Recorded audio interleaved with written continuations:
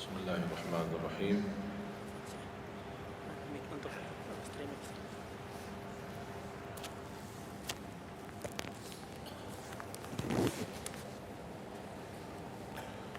السلام عليكم ورحمة الله وبركاته. الحمد لله رب العالمين، أشهد أن لا إله إلا الله وحده لا شريك له ولي الصالحين، وأشهد أن سيدنا ونبينا محمدا عبده ورسوله الصادق الأمين. اللهم صل وسلم وبارك على سيدنا محمد وعلى آله وصحبه ومن تبعهم بإحسان إلى يوم الدين. سبحانك لا علم لنا إلا ما علمتنا إنك أنت العليم الحكيم. Para hadirin kaum muslimin muslimat, mukminin mukminat, semoga senantiasa dimuliakan dan diberkahi Allah Subhanahu wa taala. Dalam kesempatan yang singkat ini, saya ingin mengingatkan beberapa amalan.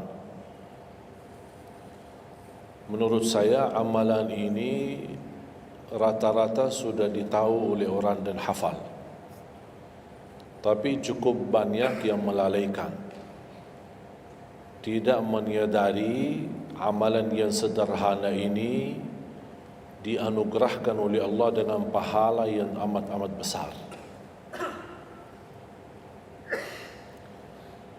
Yang pertama, bacaan Al-Quran. Banyak orang yang malas membaca karena tidak bisa baca, atau alasan tidak mengerti artinya. Daripada saya baca tak faham artinya, mendingan tak usah baca. Itu bisikan syaitan. Yang membisiki seperti ini adalah syaitan. Buat apa kamu baca? Kan kamu tak faham. Mendingan tak usah baca, supaya kita meninggalkan bacaan Al-Quran. Sedangkan dijanjikan oleh Allah Subhanahu wa taala dan juga Rasulullah sallallahu alaihi wasallam, setiap satu huruf 10 kebaikan. Bukan setiap amal. Semua hitungannya dengan amal. Salat 5 waktu dapat pahala 50. Salat duha dapat pahalanya. Salat qiyamul lail ada pahalanya. Sunnah fajar sebelum azan, sudah azan sebelum salat, itu pahalanya sama dengan dunia dan seisinya. Seluas dunia dan seisinya. Ini sunnahnya. Kira-kira gimana yang wajib? Rasulullah SAW bersabda di hadis yang sahih, la aqulu alif lam mim harf, walakin alifun harf wa lamun harf wa mimun harf. Alif lam mim bukan satu huruf, tapi alif satu huruf, lam satu huruf, mim satu huruf. Cuba kalau kita baca setiap hari satu halaman aja, berapa kita mendapatkan nilai pahala?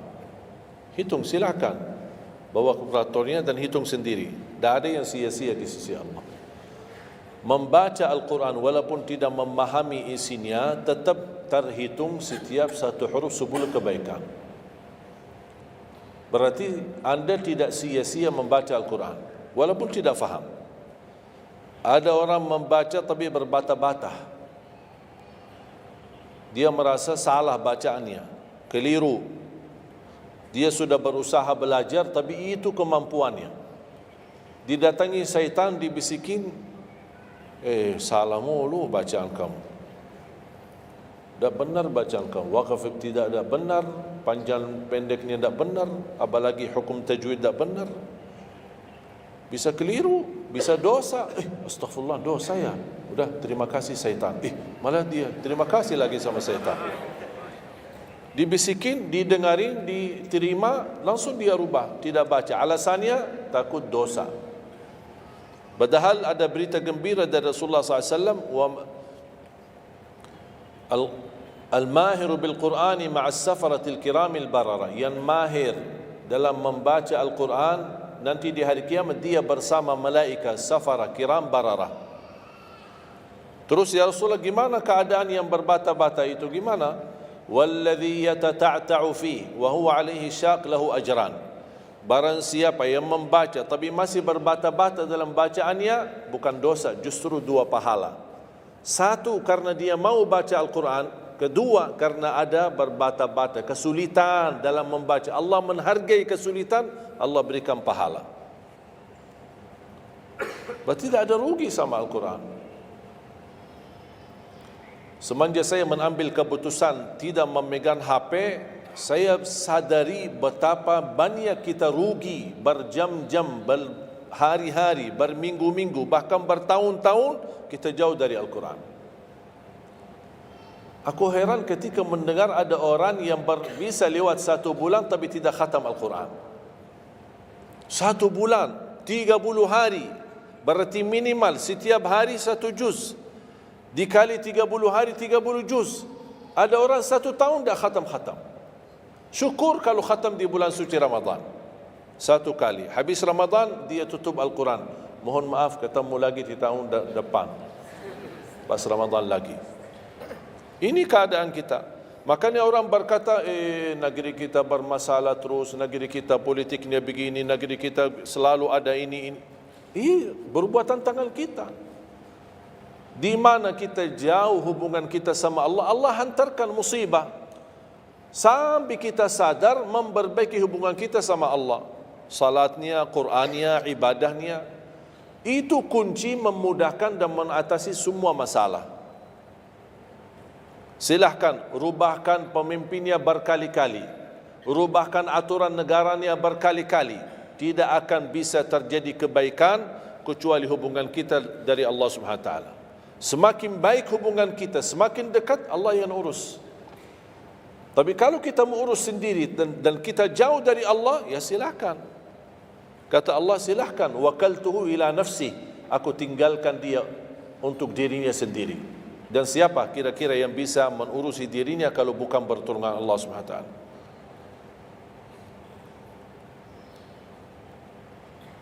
Jangankan bisa khatam Al-Quran dalam 30 hari, jangan 1 juz dalam 1 hari, 30 hari bisa dikhatam dalam waktu 10 jam. Saya pernah tes, menghitungkan waktu, bawa alarm, membaca dari subuh sampai zuhur.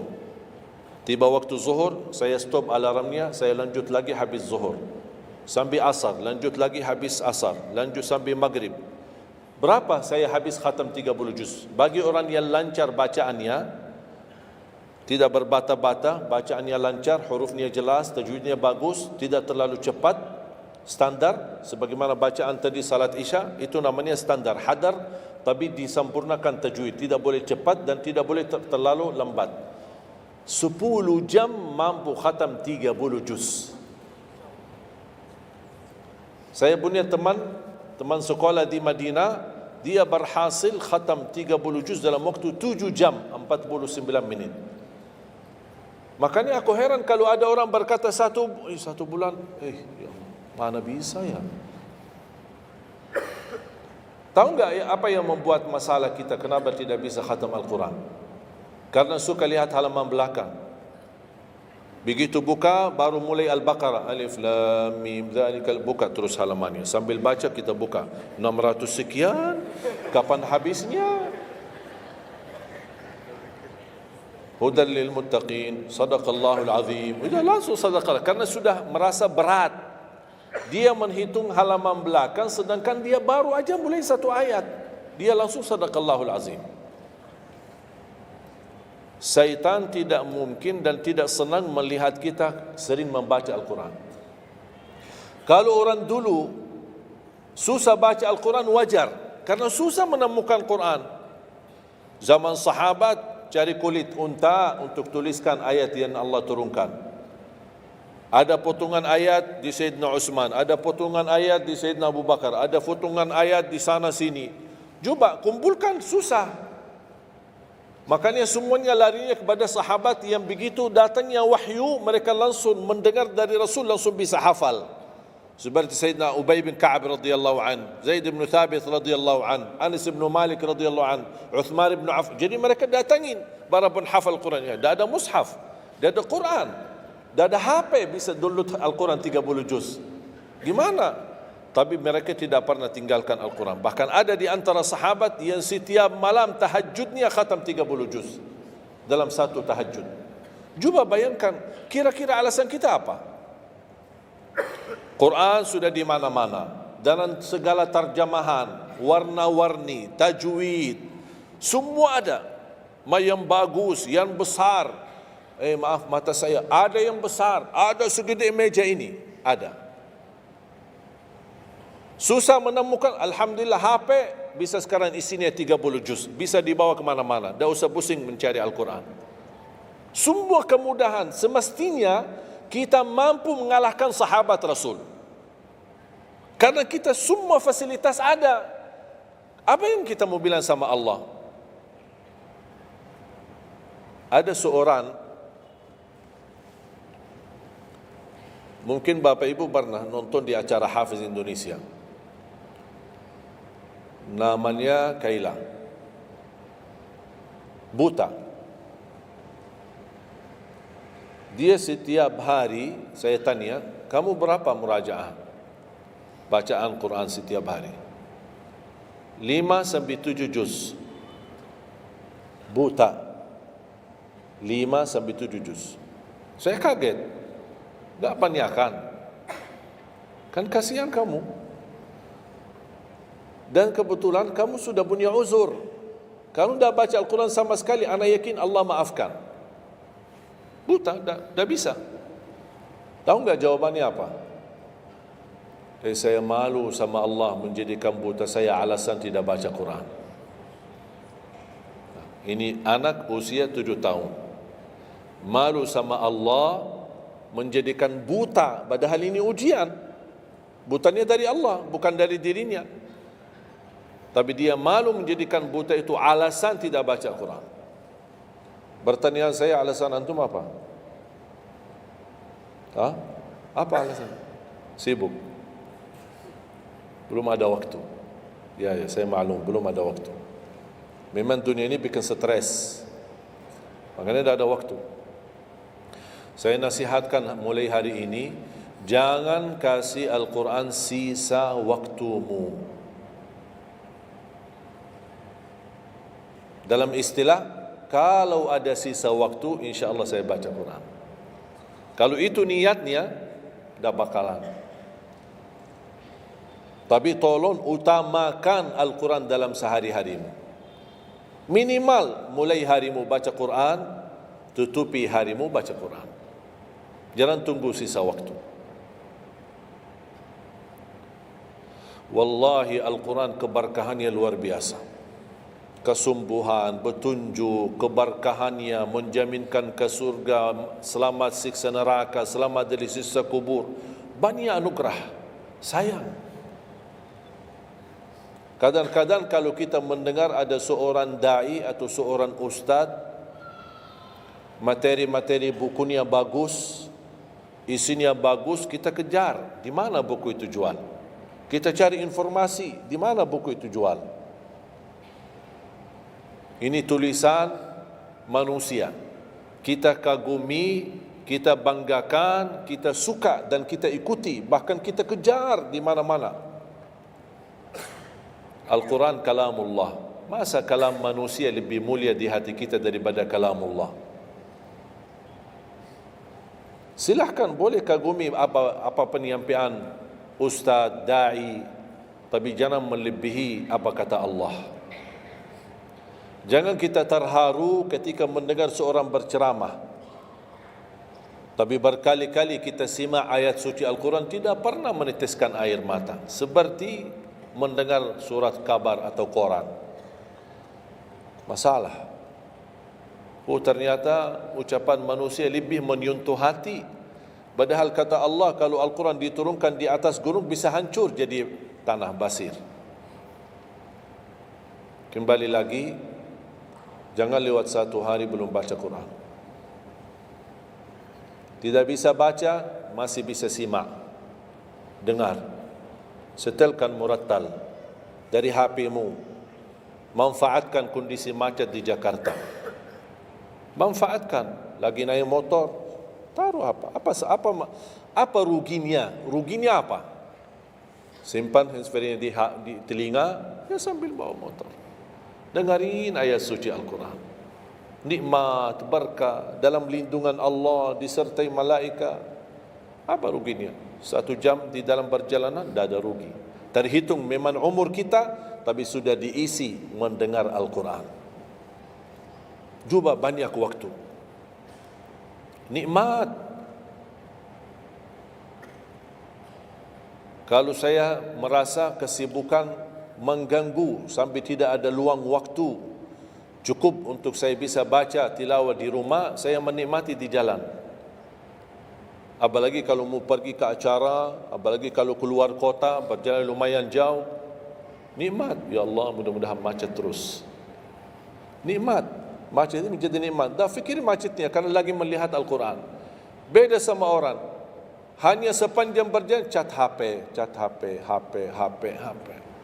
Merasa bosan. Sudah semua cat sudah dilewati. Semua SMS sudah dibalas. Semua pesan-pesan sudah dibaca. Akhirnya bosan. Macet mulu ini Jakarta. Nanti temannya di sebelah, kalau bukan macet, bukan Jakarta loh. Itu habis waktu, sia-sia. Padahal Al-Quran ini kita baca tidak mesti dalam keadaan wudu. Apalagi kita dalam perjalanan, kita naik motor atau naik mobil kita, bisa dengan handphone kita, HP kita. Ada orang terus, gimana saya membawa Al-Quran terus saya tidak berwudu? Kan kamu menyentuh HP, bukan menyentuh Al-Quran. Bersentuhan dengan HP. Jadi saya harap, sekali lagi mohon dengan sangat, kalau boleh terima permohonan saya, tolong tinggikan perhatianmu kepada Al-Quran. Ingin berkah rezeki, berkah umur, sihat wal afiat, bahagia selamat dunia akhirat, tolong perhatikan Al-Quran. Semakin banyak perhatian kamu kepada Al-Quran, semakin banyak perhatian Allah kepadamu. Terserah kamu milih. Mau dapat perhatian dari Allah cuma 1 jam, ya udah 1 jam aja baca Quran. Mau perhatian dari Allah selalu, sudah selalu bersama Al-Quran. Karena ini Al-Quran kalamullah, bukan makhluk, bukan diciptakan, diturunkan. Kalamullah, ucapan Allah Subhanahu wa taala. Masa kita tidak tertarik? Cukup karena ini kalamullah, itu sudah cukup membuat kita tertarik. Masa kalam manusia lebih kita tertarik daripada kalamullah? Belum apalagi dijanjikan setiap satu huruf 10 kebaikan.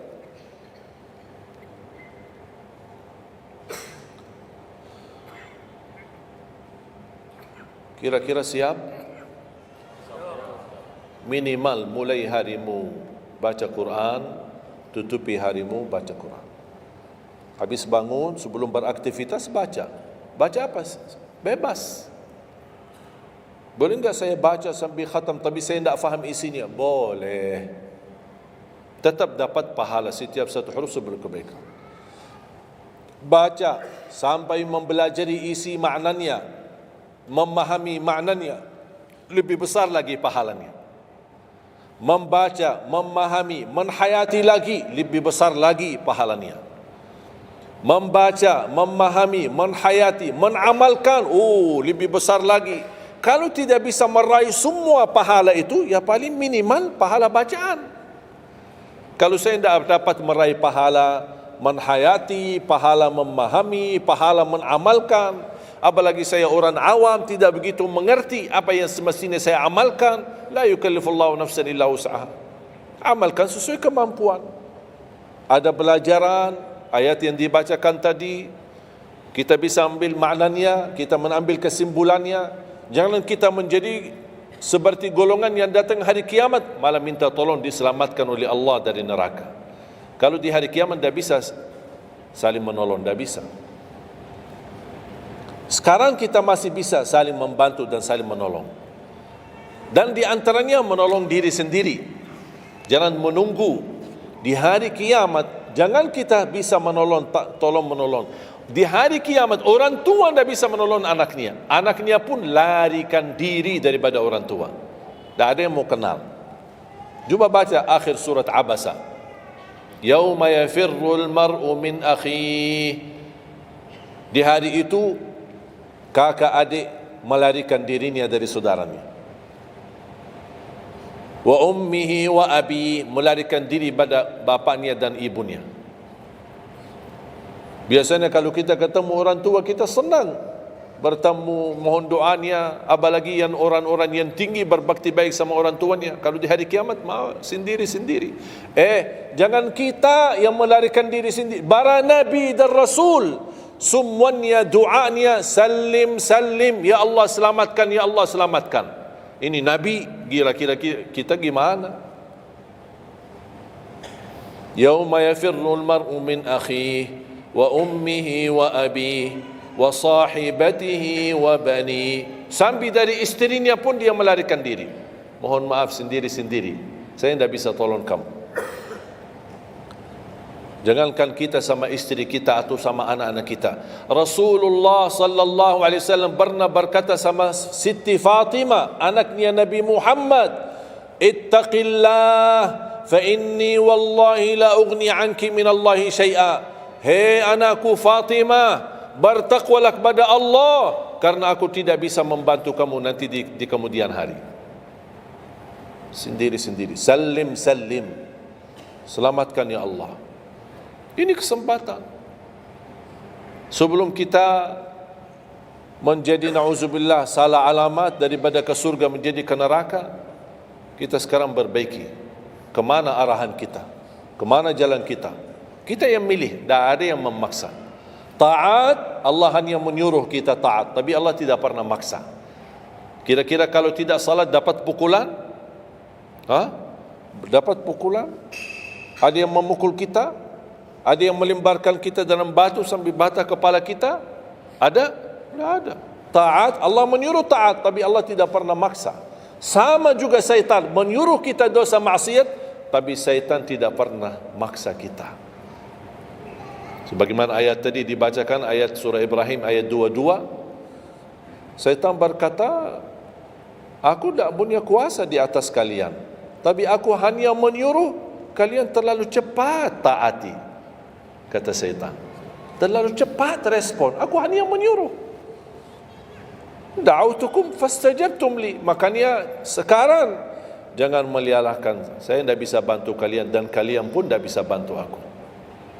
Kita dua-duanya dijerumuskan dalam neraka, na'udzubillah min dzalik. Oleh karena itu jemaah sekalian, kesempatan, mumpun masih kita umur, masih punya kesehatan, manfaatkan. Karena akan datang satu saat, sekarang bukan masalah umur, masalah sehat. Tiba-tiba bisa sakit, virus di mana-mana. Kemarin saya punya saudara saya baik-baik aja, tidur bangun sakit, sampai matanya, mukanya macam sakit. Tiba-tiba tak bisa berbicara baik-baik, tak bisa baca Al-Quran dengan baik, tak bisa salat dengan baik. Ini kan mengganggu. Makanya Rasul mengingatkan, ketika anda sehat dan masih punya umur, jangan sia-siakan, karena akan datang satu saat anda tidak sehat dan tidak bisa maksimal ibadah. Selama anda masih bisa dan mampu maksimal ibadah, manfaatkan, jangan dirugikan. Akan datang satu saat anda tidak bisa. Saat anda berdiri, manfaatkan salatmu saat berdiri. Besok akan datang satu saat anda tidak bisa berdiri. Bahkan ada orang yang ingin sekali sujud, tapi dia bisa karena sakit lutut. Dia tidak bisa lipatkan kakinya, tidak bisa sujud. Betapa banyak orang yang merugi ketika dia sehat, dia tidak memanfaatkan dan menikmati ibadahnya.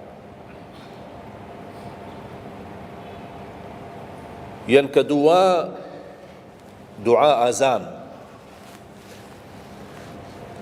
Setiap hari kita mendengar azan 5 kali. Sayang sekali banyak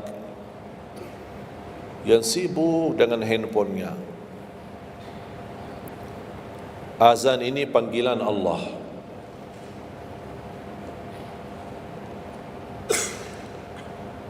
Barang siapa, kata Rasulullah SAW, mengikuti perkataan muazzin. Artinya muazzin mengucapkan Allahu Akbar, kita ucap Allahu Akbar.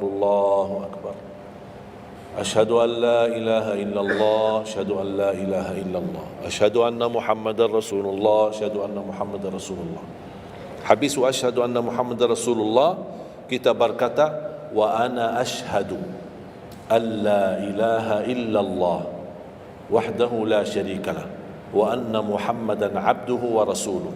Raditu billahi rabba wa bi Muhammadin nabiyya wa bil islami dina, sebagaimana diriwayatkan Imam Muslim.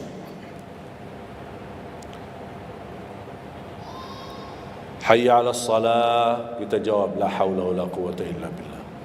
Apa hikmahnya di sini la haula wala quwwata illa billah? Ya Allah, kami tidak punya daya dan kekuatan untuk menghadiri panggilan-Mu kecuali dengan pertolongan-Mu ya Allah. Karena hayya 'alas salah butuh gerak, bergerak, datang. Hayya 'alas salah, panggilan, hey mari salat. Ya Allah, la haula wala quwwata illa billah. Ya Allah, kami tidak punya kemampuan menghadapi godaan dunia, menghadapi hawa nafsunya, menghadapi malas kecuali dengan kekuatan-Mu ya Allah. La haula wala quwwata illa billah. Meraih kemenangan, meraih kemuliaan, hayya 'alal falah. Ya Allah, kami tidak mampu meraih kemuliaan itu kecuali dengan kekuatan dan izin-Mu ya Allah. Allahu Akbar, kita ucapkan Allahu Akbar. La ilaha illallah, kita ucapkan la ilaha illallah. Habis itu apa kata Rasulullah SAW di hadis yang diriwayatkan Imam Bukhari? Thumma salla alayya, selepas itu dia bersalawat kepada Nabi Muhammad. Allahumma salli ala Muhammad wa ala ali Muhammad. Bagi Sayyiduna boleh, tidak bagi Sayyiduna boleh. Selepas itu doa, Allahumma rabb hadhihi ad-da'wati at-tammah was-salati al-qa'imah ati Muhammadan al-wasilata wal-fadilah wab'athhu maqaman mahmudan alladhi wa'adta. Ini ucapan yang saya sampaikan di Sahih Bukhari. Ada riwayat-riwayat yang lain, Allahumma rabb hadhihi ad-da'wati at-tammah was-salati al-qa'imah ati sayyidina Muhammadan al-wasilata wal-fadilata wad-darajata al-'aliyata ar-rafi'ata min al-jannah wab'athhu maqaman mahmudan alladhi wa'adta innaka la tukhliful mi'ad. Innaka la tukhliful mi'ad. Tambahannya diriwayat Imam An-Nasai dan semuanya sahih. Mau milih mana yang anda hafal, mana anda biasakan, silakan. Mau ambil hadis yang diriwayatkan Imam Bukhari boleh, mau ambil yang diriwayat Imam Nasai boleh. Asal jangan sampai begitu dengar azan tidak mengikuti muazzin dan sia-siakan doa itu. Padahal doa sederhana. Siapa yang tidak hafal? Setiap ditayangkan azan di TV selalu dibacakan Allahumma rabb hadhihi ad-da'wati at-tammah was-salatil qa'imah. Saya pernah tanya guru saya, seandainya ketika saya mendengar azan tapi terlalai dengan kesibukan atau telefon mendadak atau apalah urusan, baru saya menyadari ketika muazzin sampai ke hayya 'alas salah, saya belum mengikuti dari awal. Gimana caranya biar saya tidak rugi dalam pahala? Kata guru saya, ulang sendiri dari awal. Allahu Akbar, Allahu Akbar, Allahu Akbar, Allahu Akbar. Asyhadu an la ilaha illallah, asyhadu an la ilaha illallah, asyhadu anna Muhammadar Rasulullah. Sampai mendapat mengikuti muazzin dalam sisa azannya. Begitu selesai baca doa yang saya tadi sampaikan, apa kata Rasulullah? Barang siapa yang mengamalkan ini, faqad hullat lahu syafa'ati yaumal qiyamah, dijamin dapat syafaatku. 5 kali kesempatan tertulis nama kita, jaminan dapat syafaat Nabi Muhammad, tapi kita sia-siakan. Siapa yang tidak mau syafaat Nabi Muhammad? Ini kesempatan. Jangan tunggu hari kiamat baru saya minta, ya Rasulullah tolong syafaatkan. Ini Rasul sudah menawarkan ini sekarang. Mau enggak dapat syafaatku? Ikuti muazzin dan baca doa azan, kemudian dapat syafaatku. Berapa minit? Tak sampai 2 minit. Ikuti muazzin, selesai azan, doanya tak sampai 2 minit. Allahumma salli ala Muhammad wa ala ali Muhammad. Allahumma rabb ad-da'wati at-tammah was-salatil qa'imah ati Muhammad. Dan sampai akhir, innaka la tukhliful mi'ad. Berapa lama? 2 minit, 3 minit? Tak apa-apa, 5 minit. Tapi dapat jaminan syafaat Nabi Muhammad. Hanya waktunya cuma 5 minit. Kira-kira siap? Mulai hari ini? Menurut saya, yang saya sampaikan wallahi sederhana, sangat sederhana, tapi butuh perhatian aja, butuh perhatian. Yang ketiga, jangan tinggalkan sunnah qabliyah subuh. Walaupun anda malas menjaga sunnah qabliyah ba'diyah. Kalau anda merasa diri malas, banyak kan ada sunnah qabliyah ba'diyah. Kan ada sunnah qabliyah zuhur, ba'diyah zuhur, ada qabliyah ba'diyah maghrib, ba'diyah isya, qabliyah subuh. Kalau anda merasa malas melaksanakan sunnah-sunnah, minimal jangan tinggalkan sunnah subuh. Pahalanya lebih besar daripada dunia dan seisinya. Walaupun anda telat bangun, sudah kesiangan, tetap wajib ambil air wudu, laksanakan sunnahnya baru salat subuhnya, walaupun anda bangun jam 11 siang. Tetap banyak orang karena ketiduran dan terlewat waktunya, dia tidak salat subuh. Terus ini hutang, wajib bayar, dan tidak bisa besok ganti subuh 2 kali. Tidak ada di dalam agama. Subuh, ya udah, ya Allah, nawaitu salat subuh yang kemarin karena saya ketiduran lillahi ta'ala. Udah bisa. Apa kata ini? Bukan, mohon maaf, ini bukan kata saya supaya orang jangan ini pendapat baru. Bukan kata saya, tapi kata Rasulullah SAW. Bukan kata Majlis Ulama Indonesia, bukan kata saya, bukan kata siapa-siapa. Kata Rasulullah sallallahu alaihi wasallam di hadis yang sahih, "Man nama an salatin aw nasiyaha falyusalliha mata dzakaraha, la kaffarata laha illa dzalik." Ya Allah, terima kasih ya Rasulullah. Sepertinya Rasul sudah diberitahu umatnya bakal ketiduran banyak dari salat. Makanya sudah diberikan solusi. Seandainya ketiduran, ini juga kata Rasulullah, man nama an salatin, silahkan nanti anda pas pulang buka di Google, biar lihat sanad hadisnya ni. Oh, Syekh Ali kau bawain hadis yang dah benar ni. Silahkan. Tahu, kenal enggak Syekh Google? Syekh Google kenal? InsyaAllah semua ilmu dia tahu. Tinggal masukin aja. Barang siapa yang ketiduran dari salat, hadis. Terus klik, dia keluar. Semua dasarnya apa dijelaskan. Semua. Mu bahasa Arab ada, mu bahasa Indonesia ada, mu bahasa Inggris pun ada. Syekh Google hebat. Man nama an salatin aw nasiyaha falyusalliha mata dzakaraha la kafarata lahu illa dzalik.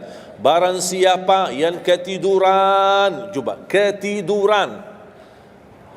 Tidur menurut ulama dianggap uzur. Pernah istri saya ketika saya keluar kota, dia hubungi dan dia bangun kesiangan, kira-kira jam 8. Dia telefon dan nangis. Kenapa nangis? Sakit? Enggak, ketiduran tadi subuh. Ya udah, ambil air wudu, salat subuh. Rasulullah aja pernah ketiduran dari salat subuh. Yang tidak boleh, jangan terlalu sering. Kalau sekali-kali karena sakit, terlalu lelah, capek, Allah maklumlah kita manusia lemah. Tapi jangan setiap hari ketiduran. Ya Allah, maaf ketiduran ya. Kira-kira di jam kantor, kalau setiap hari kita telat alasannya, ya maaf bos, ketiduran. Besok lagi alasan yang sama, maaf ketiduran. Besok lagi alasan yang sama. Kira-kira gimana? Dipecat enggak? Dipecat. Malu kita, sama manusia aja tidak berani kita dengan alasan yang sama, kita selalu itu aja. Masa sama Allah kita berani? Sekali-kali boleh uzur, capek, sakit, sekali-kali, tapi jangan terlalu sering. Ketika kita bangun jam berapapun wajib laksanakan, karena kata Rasulullah tidak ada kafarah yang lain, tidak ada kata ganti dengan uang atau ganti dengan sedekah atau ganti dengan, tidak bisa. Tunaikan. Falyusalliha, kata Rasulullah, falyusalliha, segerakan salat itu jam berapapun, walaupun kesiangan.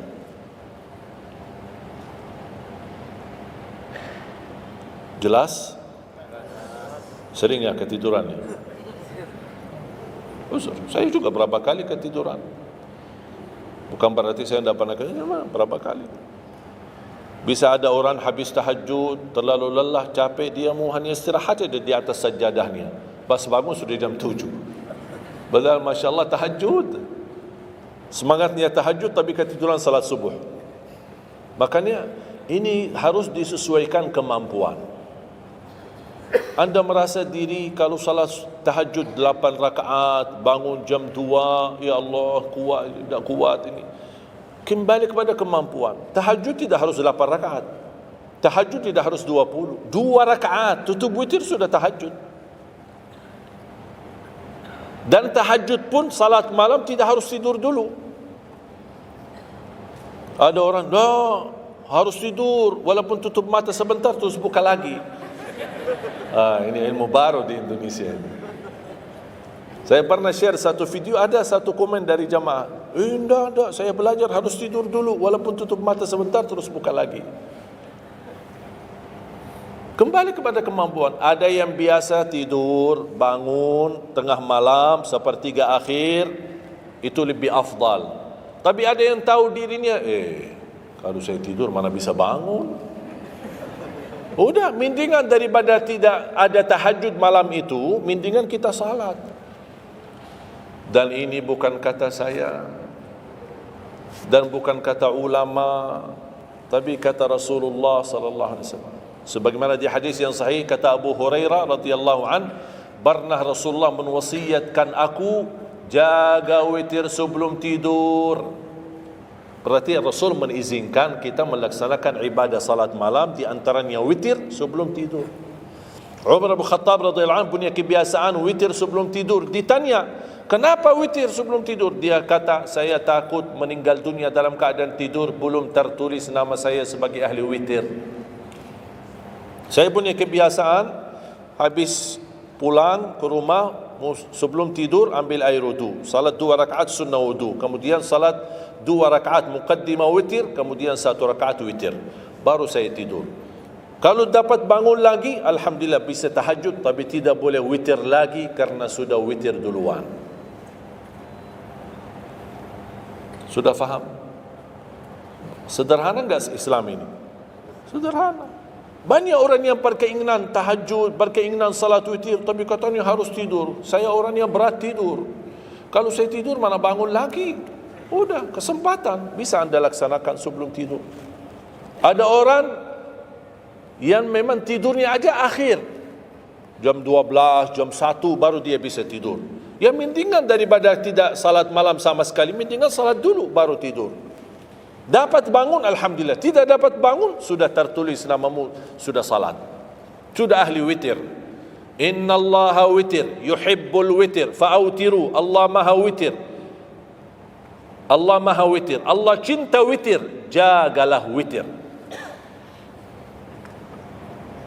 Dan ini termasuk 2 sunnah yang Rasul tidak pernah tinggalkan, sunnah subuh sama sunnah witir. Sakit, sehat, mukim, di dalam kota, musafir, keluar kota, perang, aman, damai, tetap tidak pernah tinggalkan 2 sunnah itu, sunnah subuh sama sunnah witir. Itu kebiasaan Rasulullah SAW. Kalau anda merasa pun sakit, tidak bisa berdiri, tidak bisa qiyam, bisa anda laksanakan witir dalam kondisi duduk. Yang terakhir, ayat al-kursi.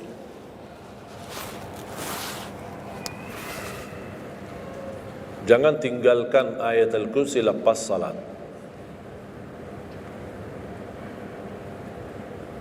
Jangan tinggalkan ayat kursi lepas salat. Salat wajib. Sama ketika mau tidur, cuma 1 ayat, tapi tahu enggak pahalanya apa?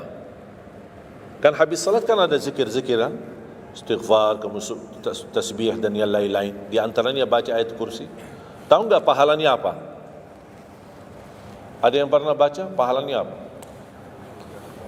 Barang siapa yang membaca ayat al-kursi setiap habis salat fardu, laisa bainahu wa bainal jannati illa an yamut. Tidak ada sesuatu yang mampu menghalanginya masuk surga kecuali menunggu mati. Cuma baca ayat kursi. Dan ketika mau tidur, lagi buru-buru, ada meeting, ada rapat, ada urusan mendadak, habis salat, astaghfirullah, astaghfirullah, astaghfirullah, Allahumma antas salam wa minkas salam, sampai selesai, langsung baca ayat kursi. Terus subhanallah itu yang lain-lain gimana? Tak apa-apa, sambil jalan naik motor, subhanallah, subhanallah, subhanallah, subhanallah, sambil jalan. Subhanallah ada riwayat 33, ada riwayat 25, ada riwayat 10, minimal 10. Subhanallah 10 kali, alhamdulillah 10 kali, Allahu Akbar 10 kali. Itu yang paling sederhana. Saya bagikan ini, biasanya kalau saya isi di kementerian atau di pejabat, saya kasih zikir-zikir begitu. Pak, subhanallah cuma 10 kali. Biasanya kita tahu 33. Lah, ini khusus buat pejabat. Yang penting zikir, supaya jangan tinggalkan. Zikir. Banyak orang sibuk, mendadak ada urusan, udah zikir. Subhanallah cuma 10 kali. Subhanallah 10 kali, alhamdulillah 10 kali, Allahu Akbar 10 kali. Itu paling cepat. Subhanallah. Ternyata di dalam agama ada yang juga hemat. Hemat sederhana tapi pahalanya tetap besar. Dia dikuranin. Tidak ada pahala yang hemat. Semuanya pahala sempurna. Semuanya pahala agung. Sempurna dan luar biasa dahsyat balasan Allah Subhanahu wa taala. Makanya jangan disia-siakan. Yang sederhana ini, makanya saya buat buku 20 amalan ringan tapi pahalanya sangat menakjubkan. Karena selama saya di Indonesia, saya sudah tahu prinsip orang Indonesia. Orang Indonesia tidak suka yang ribet-ribet. Yang ribet-ribet tidak suka. Yang susah-susah tidak suka. Orang Indonesia mau mudah yang ingat, mudah dihafal, mudah diamalkan dan masuk surga. Itu orang Indonesia. Ya, jadi yang susah-susah, iya, gimana ini suruh baca 1000 kali? Iya, mana ada waktu 1000 kali? Baca ada sudah 100 kali, udah ngantuk. Saya kasih yang sederhana. Kenapa saya kasih? Karena kemampuan beda-beda. Ada yang tekadnya tinggi, kemampuannya luar biasa dahsyat, bisa ribuan kali dia berzikir, dia silakan. Tidak ada yang melarang kita berzikir, bebas, berapapun. Tapi ada yang malas. Udah. Jadi alhamdulillah di dalam ajaran Islam kita ada malas ya, ini pilihan malas. Makanya saya bikin 20 amalan. Dan ini buku 20 amalan ringan, pahalanya sangat menakjubkan. Pahalanya sangat besar walaupun amalannya ringan, mudah, sederhana. Dan buku ini hanya laku di Indonesia, tidak laku di Arab. Karena cocok dengan budaya Indonesia, saya sudah hafal budaya Indonesia. Sama dengan bacaan. Mohon maaf tadi kepanjangan insya. Pas begitu saya ingat merindukan kota Madinah, suasana Madinah. Pas di rakaat yang kedua, ya Allah, ini saya di Indonesia ini. Makanya saya tidak jadi panjang rakaat kedua, biar lebih cepat. Karena memang budaya ini tidak bisa panjang-panjang, lama-lama tidak bisa. Kalau kulhu bisa dibagi dua, terima kasih. Kita lihat tarawih kan salah satu contoh tarawih.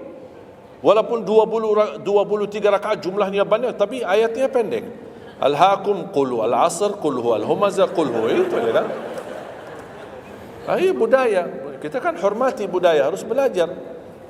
Walaupun ada sekarang ada beberapa masjid yang panjang, ya kembali kepada kemampuan, tapi tidak boleh saling menyalahkan. Ada orang yang suka, enggak, saya mau yang qulhu qul. Ya udah sana, masih qulhu di sana, masjid kita beda. Yang penting kita bisa jaga salat.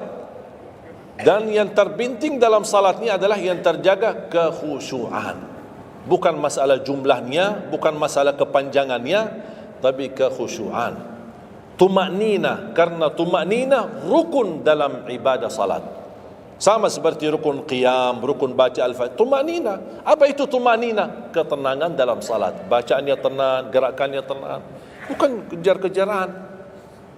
Imamnya baru baca al-fatihah, sudah amin. Imam makmum belum selesaikan ini, terus dikejar imam.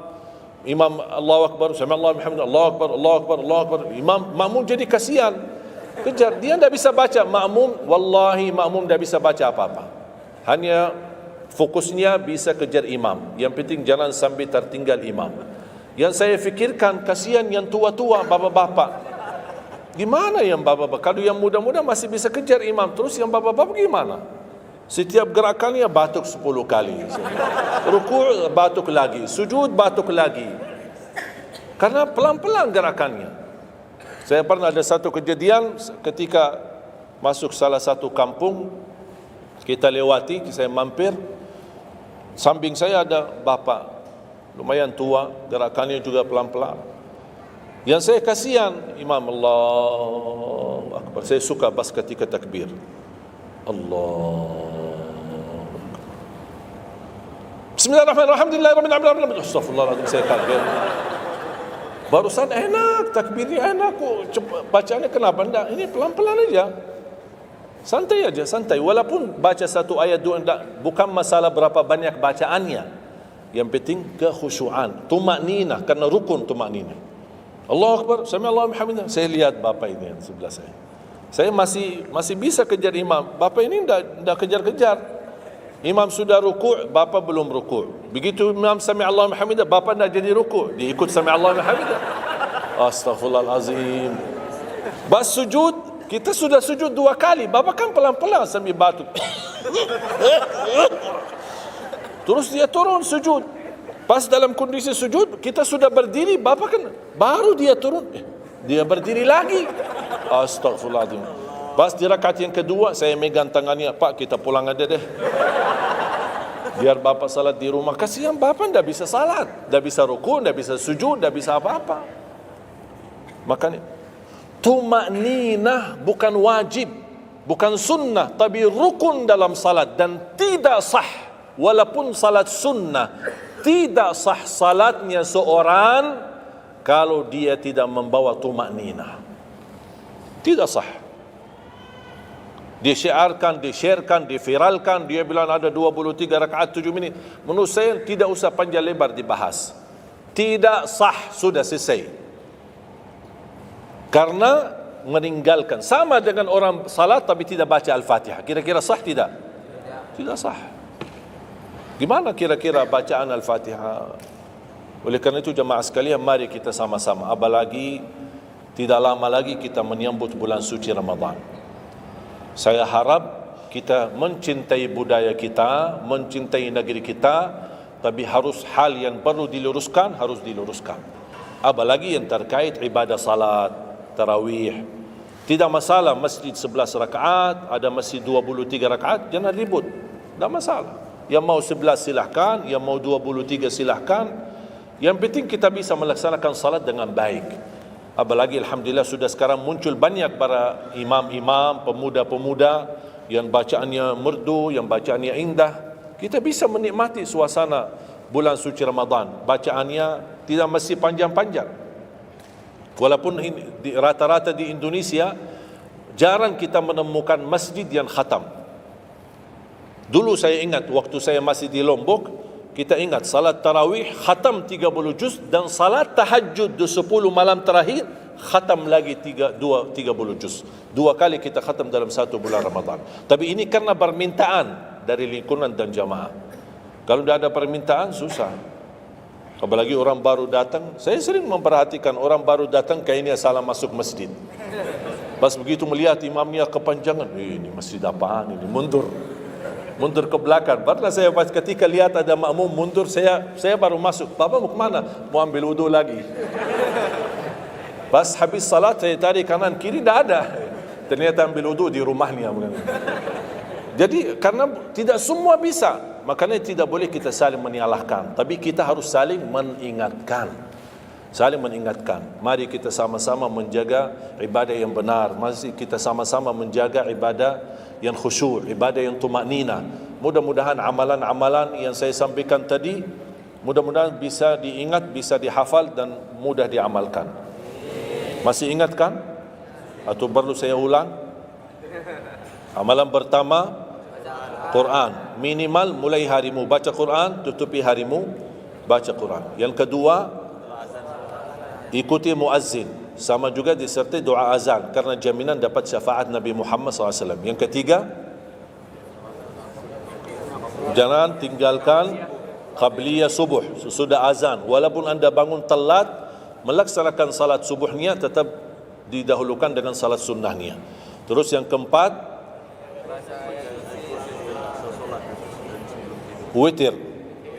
Witir, jangan lewat satu malam belum witir. Walaupun anda bisa laksanakan witir habis salat sunnah ba'diyah isya atau sebelum tidur anda di rumah bisa laksanakan witirnya.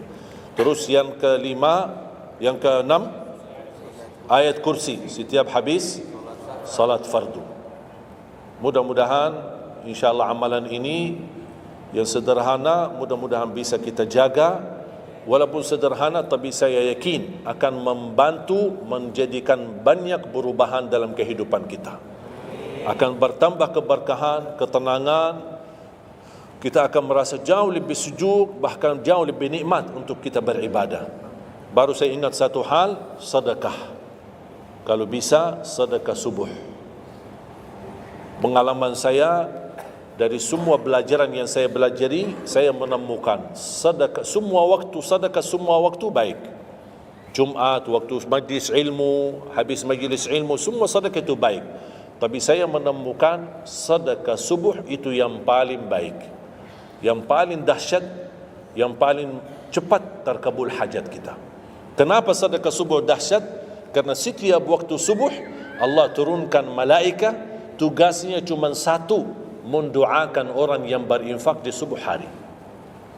Tidak usah payah dan susah cari orang miskin subuh hari. Mulai malam ini anda sediakan kota amal dalam rumahmu, atau anda bisa pinjam seperti kota amal ini Darut Tauhid ya, ini bisa anda pinjam atau minta sama Darut Tauhid. Anda bisa simpan di rumah. Setiap habis subuh sebelum beraktivitas isi sedekah. Yang lebih dahsyat lagi, sedekah yang disertai doa. Karena wallahi terjamin doamu terkabul dengan wasilah sedekah subuh. Sakit, ya Allah, aku mohon dengan berkat sedekah ini sembuhkan penyakitku. Kalau orang tua yang sakit, doakan orang tua. Ya Allah, dengan berkat sedekah subuh ini sembuhkan orang tua saya. Mencari jodoh, mencari kerjaan, apapun masalah yang anda hadapi, masalah hutang, masalah apapun. Orang tua sudah meninggal, ya Allah aku mohon dengan berkat sedekah ini titipkan pahala sedekah ini untuk kedua orang tuaku. Apa saja, mau hafal Al-Quran, tapi kalau boleh saya usulkan satu kali sedekah fokus satu hajat. Jangan sedekahnya koin tapi doanya sampai terbit matahari. Malu sama Allah. Kelamaan doa ni, sambil malaikat tulis doa ni, kelamaan. Banyak sekali doa. Satu kali doa, satu kali hajat, satu kali sedekah. Sesuaikan. Bukan Allah tidak bisa, Allah maha bisa menolong kita. Tapi kita malu, masa kita sedekah begitu saja, tapi kita minta panjang lebar. Ya, tolong disesuaikan. Tapi rutin, wallahi dahsyat. Antum insyaAllah akan merasakan sedekah subuh, subhanallah. Setiap jamaah yang saya sampaikan, termasuk ada keluarga yang sudah lama menikah, tidak punya keturunan, saya memberikan amalan ini. Suami istri masing-masing mengamalkan, isi sedekahnya, ya Allah aku mohon dengan berkat sedekah ini karunialah kepada kami keturunan. 17 tahun mereka tidak punya keturunan. Alhamdulillah 6 bulan kemudian saya dapat berita gembira dari mereka, kabar baik, alhamdulillah istrinya positif hamil. Sedekah subuh luar biasa dahsyatnya. Sedikit tapi rutin sampai insyaAllah kita dipanggil oleh Allah, mudah-mudahan dalam keadaan husnul khatimah. Allahumma ighfir lana wa liwalidina wa li jami'il muslimina wal muslimat wal mu'minina wal mu'minat al ahya'i minhum wal amwat. Allahumma ya Allah, jadikan pertemuan ini membawa barakah bagi kami, jadikan sisa umur kami lebih baik daripada yang sudah lalu, jadikan segala perjuangan kami, sedekah kami, infak kami, amalan salih kami menjadi pahala besar di sisi-Mu ya Allah, menjadikan membawa syafaat bagi kami di hadapan-Mu hari kiamat. Akhiri hayat kami dengan husnul khatimah. Ampuni dosa kami, ampuni kedua orang tua kami. Ya Allah, aku mohon untuk semua jemaah yang hadir, selepas majlis ini masing-masing pulang sudah diampuni segala dosanya, disucikan hatinya, dibersihkan jiwanya, diselamatkan setiap langkah-langkahnya. Jadikan kami semua penghafal Al-Quran, berakhlak akhlakul Quran, menjadi ahlul Quran, pencinta Al-Quran, dan di hari kiamat mendapatkan syafaatnya Al-Quran. Birahmatika ya arhamar rahimin. Rabbana atina fid dunya hasanah wa fil akhirati hasanah wa qina adzaban nar. Wa sallallahu ala sayyidina nabiyina Muhammad wa ala alihi wa sahbihi baraka wasallam. Walhamdulillahi rabbil alamin. Akhirul kalam, subhanakallahumma bihamdika asyhadu an la ilaha illa anta astaghfiruka wa atubu ilaik. Wassalamualaikum warahmatullahi wabarakatuh.